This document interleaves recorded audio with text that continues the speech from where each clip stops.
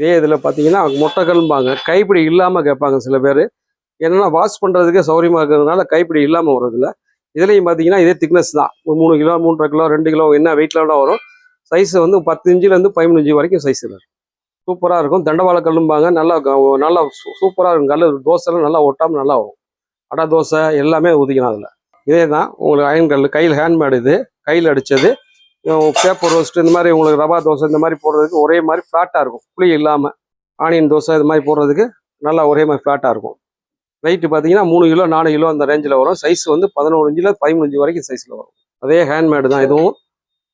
இதெல்லாம் வந்து தோசைலாம் நல்லா ஊற்றினோம்னா வெயிட் பார்த்தீங்கன்னா 4 கிலோ வெயிட்டு. ஹீட் ஏறிச்சுன்னா நீ சிம்மில் வச்சுட்டு நீங்கள் பாட்டு தோசை ஊற்றி எடுத்துக்கிட்டே இருக்கலாம்.